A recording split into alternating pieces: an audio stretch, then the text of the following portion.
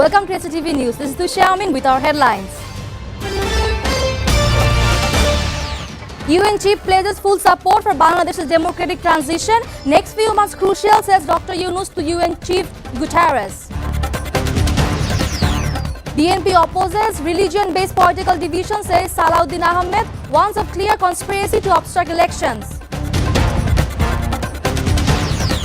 Situation in the Hill is currently calm, says Home Affairs Advisor Jahangir Alam Chaudhary.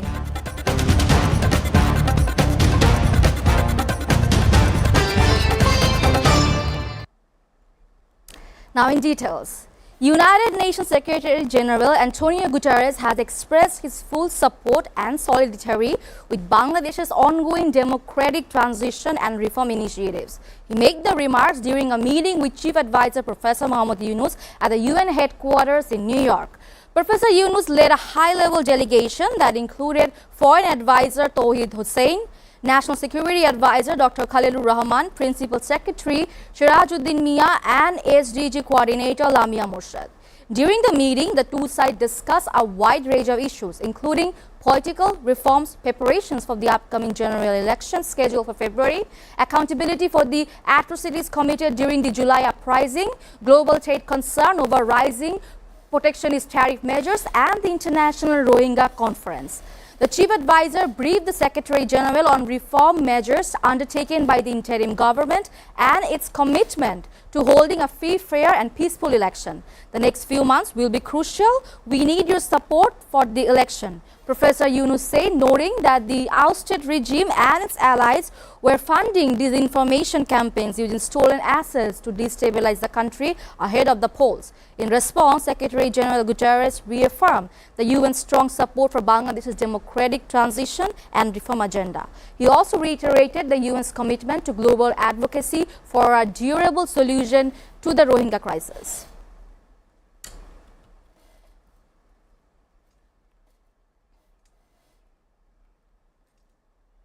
BNP leader Salahuddin Ahmed has alleged that conspiracies are being hatched openly at home and abroad to obstruct Bangladesh's electoral process. Speaking to reporters today after paying tribute at the grave of BNP founder and former President Ziaur Rahman in Sherebangla Nagar, Salahuddin said the people of Bangladesh were now election-minded and would politically reject those who attempted to create obstacles. The atmosphere for election is prevalent. All candidates, prospective candidates and the public are engaged in campaigning, he said. In such a situation, if any party attempts to obfuscate or obstruct the path to elections, the people will identify them and are likely to reject them politically. Asked about Chief Advisor Muhammad Yunus' recent comments that conspiracies were underway both inside and outside the country, Salahuddin said, it is apparent that some are conspiring to obstruct the electoral process, which marks Bangladesh's democratic transition. International quarters may be involved. We can assume both domestic and foreign forces are active. He added that Bangladeshis were now united and determined in the wake of the July uprising.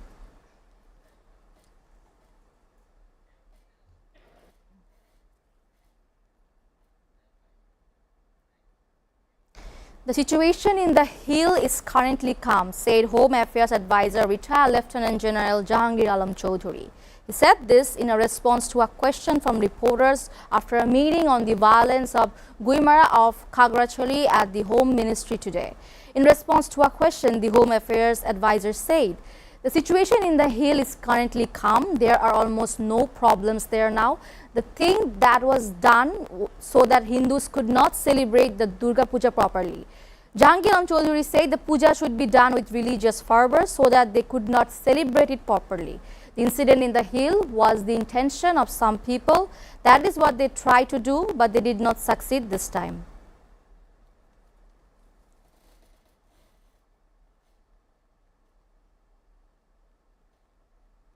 Viewers, taking a short break, please stay with us.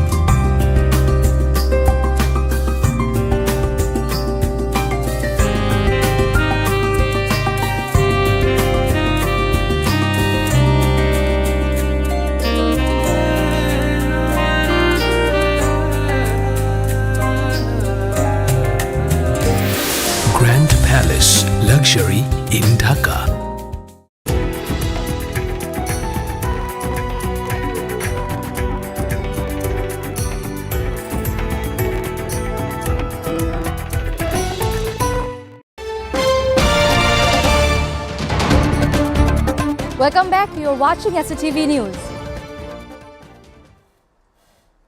Now news from abroad. President Donald Trump said on Monday that Israeli Prime Minister Benjamin Netanyahu had agreed to back a US-sponsored Gaza peace proposal aimed at ending a nearly two-year-old war in the Palestinian enclave, including a ceasefire and the release of hostages held by Hamas. Speaking at a joint press conference with Netanyahu, Trump said they were beyond very close to forging an elusive peace deal and that he hoped Hamas militants would also accept it. The White House released Trump's 20-point plan that calls for a ceasefire, a swap of hostages held by Hamas for Palestinian prisoners held by Israel, a staged Israeli withdrawal from the Palestinian enclave, Hamas disarmament and a transitional government led by an international body.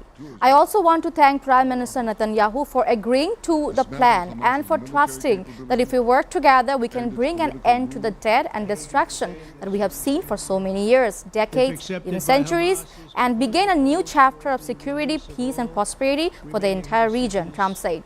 In Netanyahu's first visit to the White House since Trump returned to office in January, the right-wing Israeli leader was looking to shore up his country's most important relationship after a skew of Western leaders formally embraced Palestinian statehood last week in defiance of the US and Israel. However, Hamas' apparent absence from the negotiation has raised questions about the prospect for the latest initiative. Dismantle Hamas's military capabilities?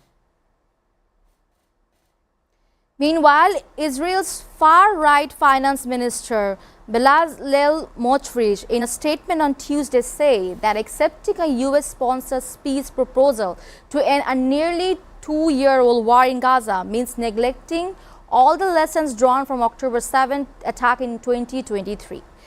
Smotrich added that the announcement of the plan at the joint press conference in Washington on Monday by US President Donald Trump and Israeli Prime Minister Benjamin Netanyahu was no cause for celebration. We'll consult, consider and decide. But the celebration since yesterday are simply absurd, said the Israeli finance minister.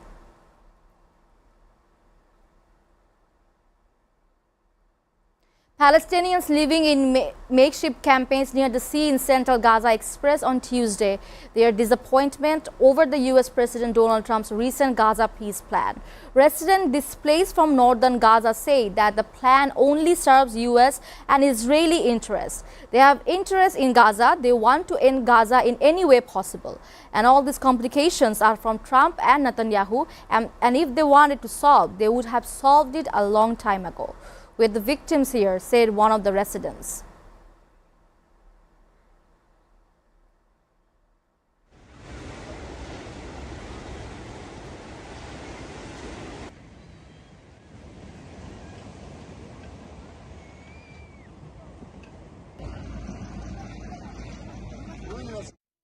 Venezuela's President Nicolas Maduro signed the External Commotion Decree, Vice President Delcy Rodriguez said on Monday, a measure that would grant him special powers in the event of an external military incursion. Maduro had already shown last Monday a folder with a label indicating it was the Commotion Decree that he was submitting for review by his advisor from the High Courts and the Attorney General's office, among others. The Vice President did not say when the document was signed.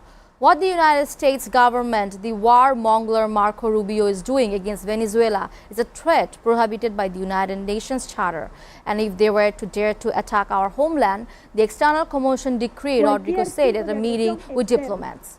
Under the current constitution, a commotion decree remains in force for 90 days and can be extended once for another 90 days. The VP explained that the decree would authorize the mobilization of armed forces throughout the country, taking military control of public services and the hydrocarbon industries, ensuring the full functioning of public services and activating the militia within the nation's integrated defense system.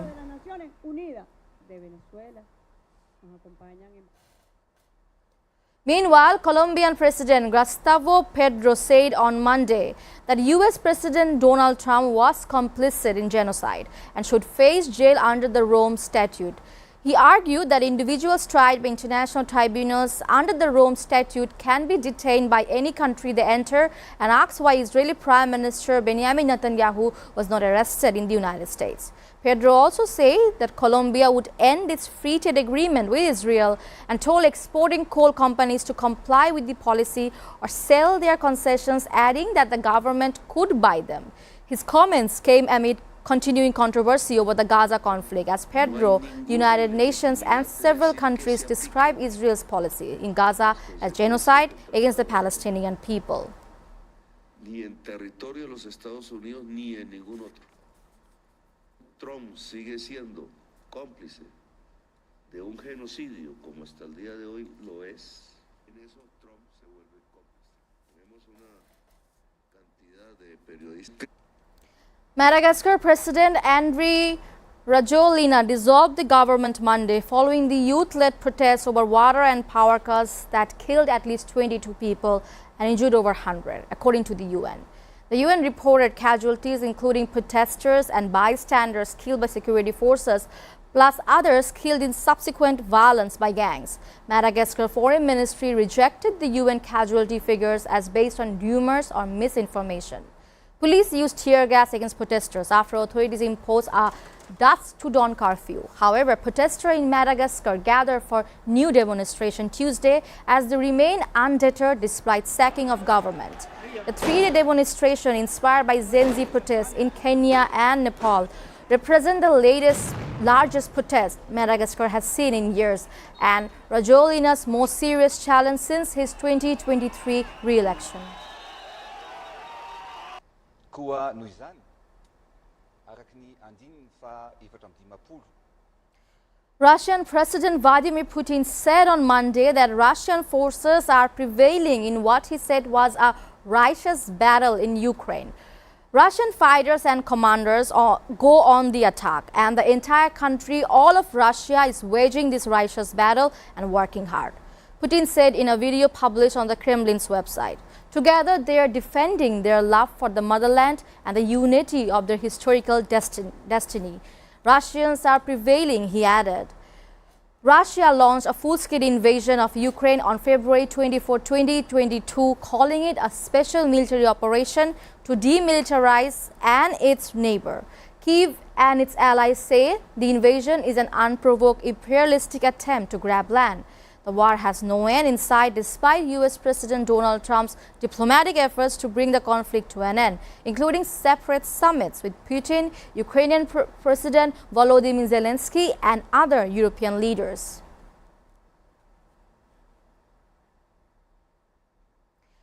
Tang Renjian, China's former Minister of Agriculture and Rural Affairs, was sentenced to death with reprieved for bribery at a court in Jilin province on Sunday, state broadcaster CCTV reported. Tang took bribes including cash and property worth over 268 million yuan in various positions held from 2007 to 2024, CCTV reported. The Changchun Immediate People's Court suspended his death sentence for 2 years, noting he had confessed to his crimes, it added.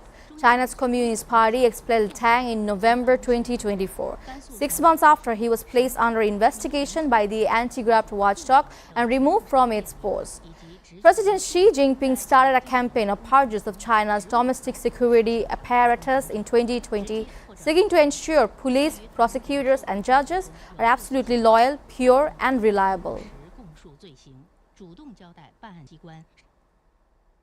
It is high time for Europe to stand with Taiwan, given both face the same threats from authoritarian neighbors. The island's foreign minister said on Monday, seeking to find common cause with European democracies during a visit to Poland.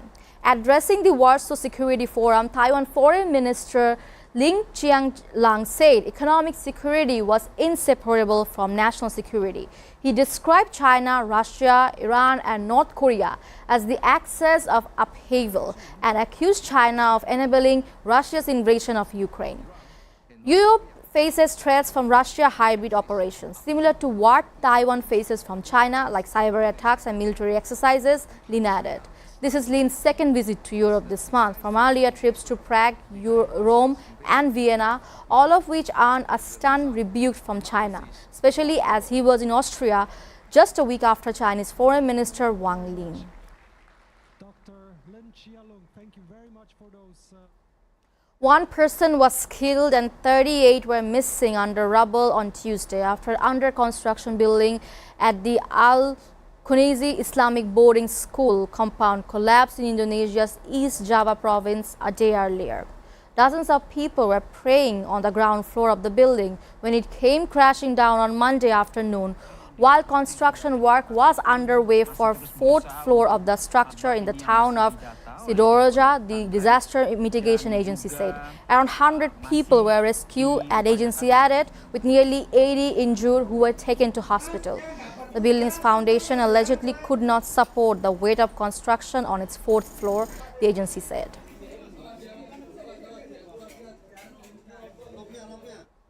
Britain plans to tighten the rules over how migrants can settle permanently by making applicants prove their value to society, including being able to speak a high standard of English, Interior Minister Shabana Mahmood said on Monday at the ruling Labour Party conference in Liverpool. The plan is the latest government effort to dent the rising popularity of the populist Reform UK party, which has led the debate on tackling immigration and forced Prime Minister Keir Starmer's Labour Party to toughen its policies. Most migrants can currently apply for indefinite leave to remain after 5 years of living in Britain, a status that gives them the right to live permanently in the country. In her first speech to the Labour Party conference as the Interior Minister, Mahmood said the government is considering making changes so people can only qualify for this status if they pay social security contributions, have a clean criminal record, do not claim benefits, can speak English, and have a record of volunteering in their communities. A consultation on the proposal will be launched later this year, she said, and this builds on the government's earlier announcement that this standard qualifying period would be changed to a baseline of 10 years.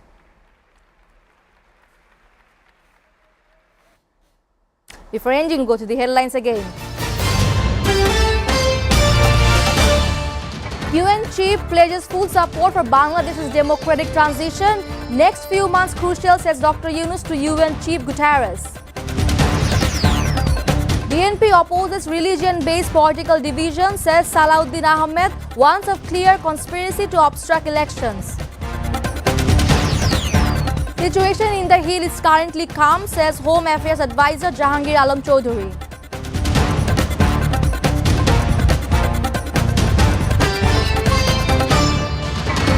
You are updated with the top stories so far here on SATV, and to know the latest news, visit www.satv.tv. Stay with SATV.